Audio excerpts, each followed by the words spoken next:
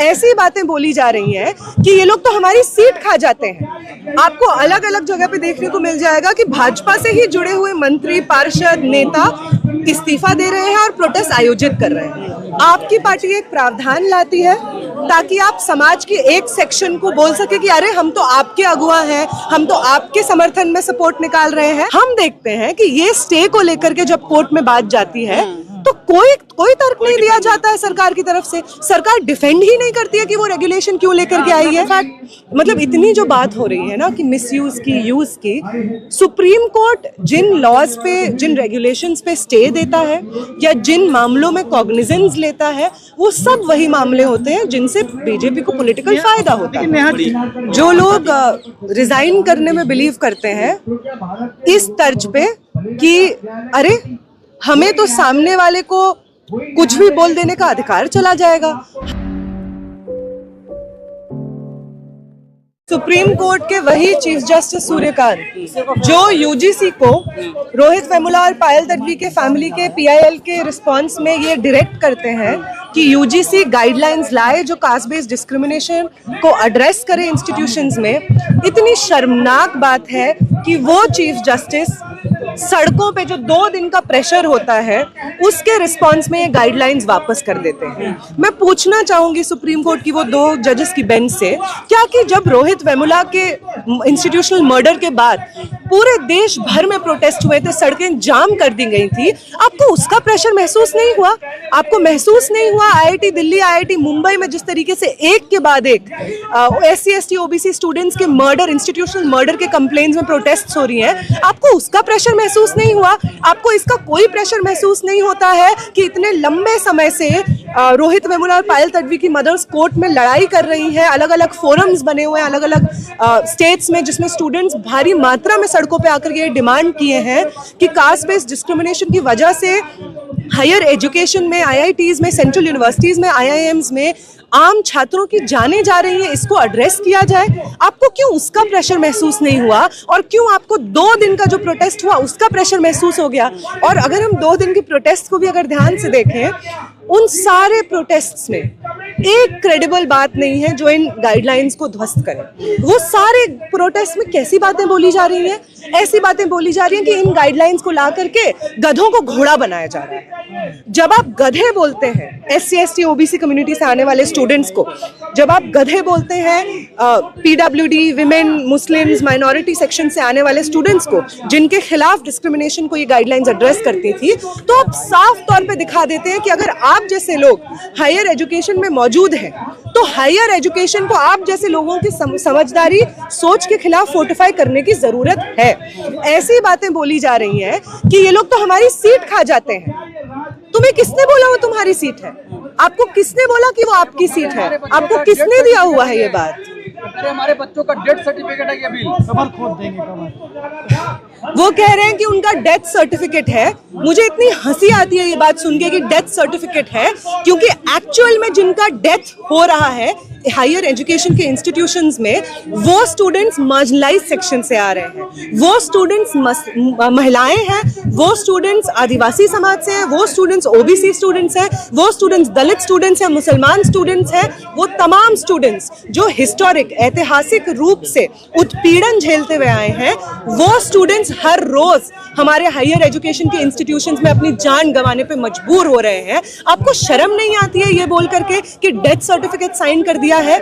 आपके जिस देश में हम लोग रह रहे हैं उस देश के हायर एजुकेशन सिस्टम्स में हर रोज SC ST OBC स्टूडेंट्स, महिलाओं के, PWD स्टूडेंट्स के, मुसलमान स्टूडेंट्स के डेथ सर्टिफिकेट्स के उनके परिवार रिसीव करते हैं डेथ सर्टिफिकेट्स। उनको मालूम नहीं चलता है कि उनके बच्चों ने, जिनको उन्होंने भेजा था हायर एजुकेशन में, उन्होंने क्या झेला ऐसा इंस्टीट्यूशन में कि आज उनको अपनी जान देने पे वो मजबूर हो गए। सरकार का क्या रोल है? जिस तरीके से हिंदू हृदय सम्राट बोला जा रहा था, उसके बाद OBC राजा बन गए, अब क्या लग रहा है कि उन्हीं के लोग उनको ट्रोल कर रहे थे कि जाति बता रहे थे, एक जाति के नाम से ट्रोल कर रहे थे? क्या उसमें क्या कोई पॉलिटिकल फायदा मिला है सरकार को इससे, या फिर क्या लगता है? बिल्कुल पॉलिटिकल फायदा मिला है, बिल्कुल पॉलिटिकल फायदा मिला है।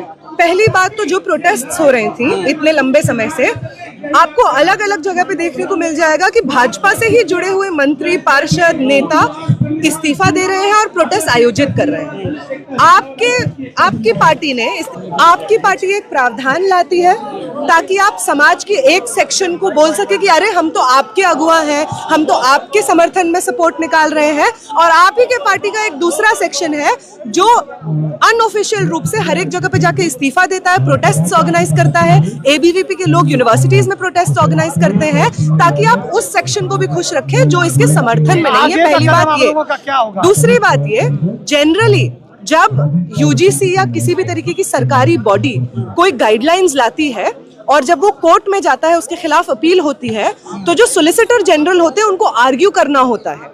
हम देखते हैं कि ये स्टे को लेकर के जब कोर्ट में बात जाती है तो कोई तर्क नहीं दिया जाता है सरकार की तरफ से। सरकार डिफेंड ही नहीं करती है कि वो रेगुलेशन क्यों लेकर के आई है। क्या होगा फिर यूजीसी पर आप लोगों का? क्योंकि इसके पहले आप लोगों ने प्रोटेस्ट को ठीक से किया नहीं, आप लोगों ने भी प्रोटेस्ट नहीं किया इस बारे में। समर्थन में तो लोग विरोध में तो थे, समर्थन में नहीं थे। क्या लग रहा है? समर्थन में हम लोग टॉक्स ऑर्गेनाइज कर रहे थे। आपको अलग अलग इंस्टीट्यूशंस में जहाँ पे हम पढ़ते हैं, यूनिवर्सिटीज कॉलेजेस में, हमने बिल्कुल टॉक्स ऑर्गेनाइज की। हम लोग टीचर्स से बात कर रहे थे इस पे बातचीत करने का, लेकिन इससे पहले कि कुछ भी हो पाता आप लाए और आपने तुरंत वापस कर लिया। और हम भी समझते हैं आपने क्यों किया। एक तरफ आप ये दिखाना चाहते हैं कि अरे हम तो SC ST OBC समाज, पिछड़े समाज के समर्थन में खड़े हैं और इसके लिए हम किसी की चिंता नहीं करते हैं, भले ही हमारा वोटर बैंक हमसे खिसक जाए। और दूसरी तरफ आप चुपके से जाकर के सुप्रीम कोर्ट में कोई डिफेंड नहीं करते हैं अपने रेगुलेशंस को और चुपचाप आप वापस हो। तथाकथित सवर्ण जो थे वो खतरे में आ गए थे पूरी तरीके से, कह रहे थे कि हमारे खिलाफ इस तरीके से रूल्स बन रहे हैं, अब सत्ता नहीं बचेगी, पूरी सत्ता को ही वो कर रहे थे। अब उसके बाद उनको बधाई दे रहे हैं, धन्यवाद दे रहे हैं कि मोदी जी ही ने जो है पहले से ही हम कह दिए थे 14-15 का आर्टिकल का पालन होगा। इस तरीके की बातें कही जा रही है। हाँ, बिल्कुल। भैंस हमारी, लाठी हमारी, हम ही हाँकेंगे, हम ही सब कुछ करेंगे, वैसी ही बात है ये तो। इनफैक्ट इतनी मतलब लंबे समय से हम देखते हैं कि आरक्षण को लेकर के जो भी गाइडलाइंस आ रहे हैं। तुषार मेहता के बारे में हम वही सोचते हैं जो किसी भी सोलिसिटर जनरल जो भाजपा के रेगुलेशंस को समर्थन में करते हैं उनके बारे में सोचते हैं। तुषार मेहता को अगर डिफेंड करना होता है, तुषार मेहता को अगर बाकी चीजों में अपीयर करना पड़ता है कोर्ट के सामने, अगर तुषार मेहता को ये अपीयर करना पड़ता है कि कोविड में मौतें हुई है कि नहीं हुई है, सरकार जवाब दे, तो तुषार मेहता इतने बेशर्म है कि वो कोर्ट में जाके ये कहते हैं कि कोई मौत नहीं हुई है, हमारे पास कोई आंकड़ा नहीं है।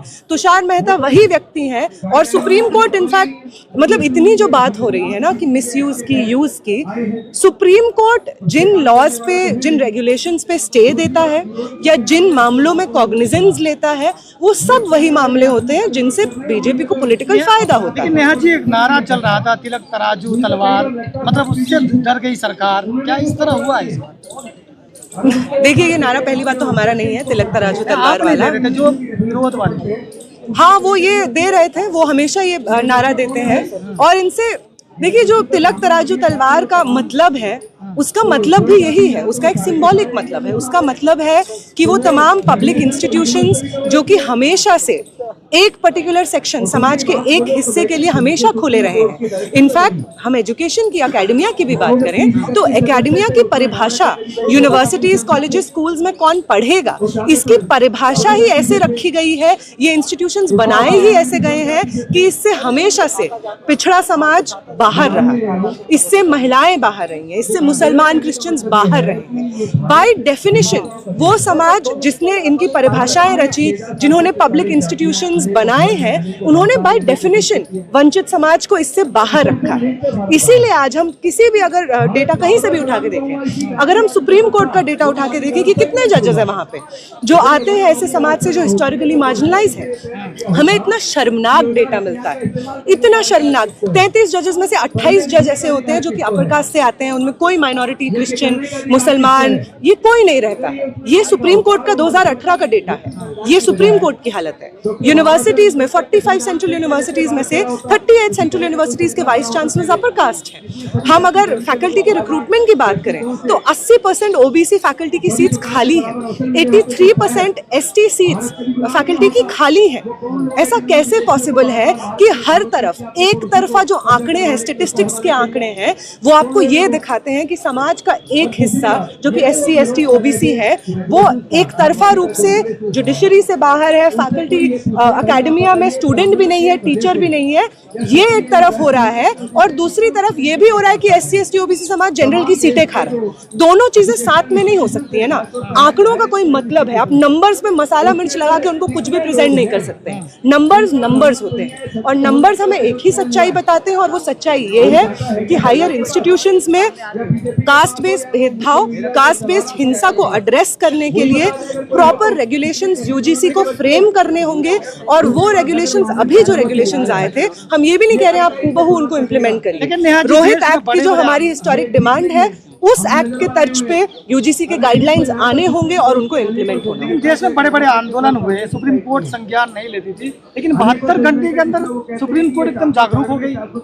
आप सही बोल रहे हैं, सुप्रीम कोर्ट अपने कन्वीनियंस के हिसाब से संज्ञान लेता है चीजों का।